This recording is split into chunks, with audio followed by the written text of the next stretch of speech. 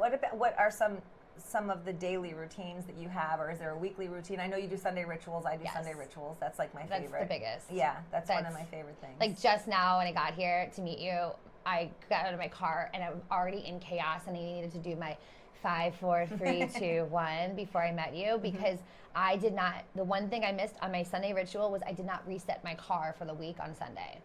And so my back seat is covered in open house signs and half blown up balloons and it's just chaos. And every week I reset on Sundays. I think that that's the biggest ritual because it's different, you know, routines and rituals are different. Yeah. That is the biggest ritual that if I don't do it, my life is in shambles. Yeah, I find that too. I find that having that time to clear out, I go back, I recap whatever happened the week before. Same. I look to see where I could be more efficient. And for me, it's like, and then on Monday morning at 6 a.m., we have a day one mentality saying. Yes, so I I love read that. it every Monday morning when I start and throughout the week, but it's my first thing I do on Monday, and I do that after my Sunday ritual because that gives me a fresh start for the week. You know, I've been in the business 22 years, you've been in the business a long time. When you're in the business for a while, it's so important to have something that resets you. You have to. So ours is probably the same. Like check your 3 biggest rocks for the week and of last week. Did you move them? Did you not? What got in the way? What worked well? What didn't? And then I look at what is my schedule for the week this week. And then the first thing I do is, besides the rocks, is first checking the weather. I check the weather for the whole week. And then I look at my entire calendar of anything I have that's standing appointments. And then I just write it out. And then I pick out my outfits for the week based on what the weather is going to be. And then I pick out those outfits, put those aside, and I plan my meals. Unbelievable. And it's just, and the car gets washed and reset, and the clothes, like even down to my workout clothes, like they're rolled up with my socks and leggings and everything, like, and it's ready to go. So and it's not, and a lot of people are like, you're so disciplined. I'm like, I just don't have a choice. Like, if in order to hit certain levels in life and in business, it's not that I enjoy being this disciplined. I don't have a choice because I need to get rid of decision fatigue. That's it. And when what it does for me is it creates free space. Yeah. Because if we only have so much attention, we think about life as time, and I really look at it now differently. I look at it more as you only have so much attention you can give to something. Totally. And if something is taking away from your ability to pay attention to what you need to be successful that week, you lose time because you didn't manage what you could put your attention on. Absolutely. And even just like standing there and being like, okay, so I have an appointment today. What should I wear?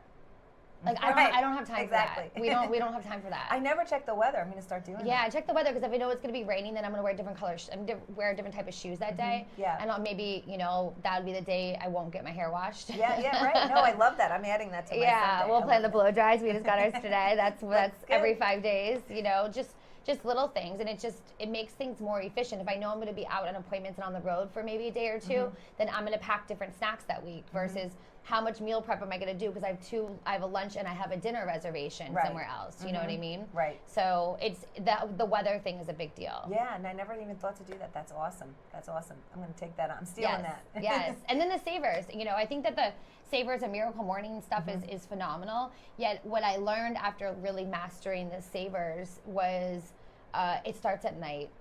Oh, really? Like your nighttime routine sets you up for your morning routine. Oh, definitely. Your morning routine can be great, but if your night routine was not good beforehand, then Yeah, I'm reading. I just read a book called Project 369. I had sent a message to you. And, And it talks about morning. You work on it every day, and you have your morning manifestations, and then your afternoon and evening. But just kind of keeps you on focus, and you read as you go through the book. I love the book. A good friend of mine, Catherine, gave it to me, and I've been enjoying it so much.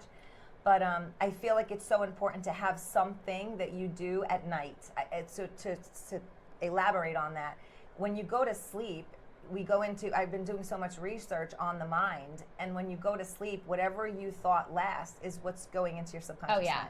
Over and over without you even knowing it. And you think, and we don't realize because we have a pattern, whether we want it's deliberate or not. We have a pattern. Yeah. So our thinking pattern is what normally will happen right before you go to sleep, unless you change it. And that is such a powerful tool, is to be able to be conscious of what you're thinking before you go to sleep. Well, that's why I keep like a notebook next to my bed. It's just a brain dump. The phone doesn't stay in the bed; it's away from the bed, and it's just a brain dump. Because if I'm laying down and my brain's going, I have to get it out because I can't sleep, and I have insomnia anyways. So I'm learning that I'm really liking my virtual assistants that are overseas and only work at night because they get all my brain dumps.